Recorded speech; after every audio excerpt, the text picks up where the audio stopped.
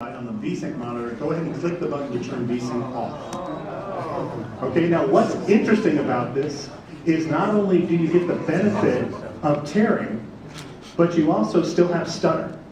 If you're looking at the VSync off side, you'll see that little line coming through, that's tearing. But you still notice this syncopation, right? There's still something not right with the basic animation. And it's a little bit complicated to explain it, maybe we'll cover it in the one-on-ones.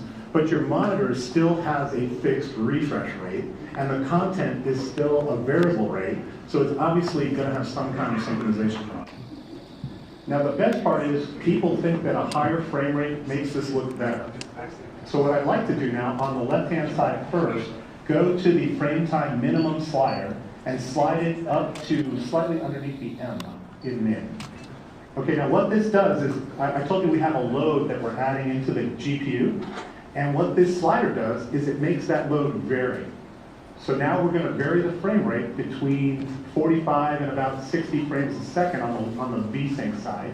And what you'll see is that tear line is going to move around. It's actually varying about 500 milliseconds. It's shifting from the max to the min, and it's doing it over and over and over with a period of 500 milliseconds.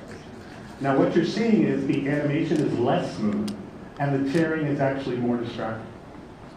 On the right-hand side now, I'd like to do the same thing. Slide the minimum frame time slider to the middle underneath the M. And what's super cool right now, you guys should be having a wow moment. At least I am. I'm having a personal epiphany.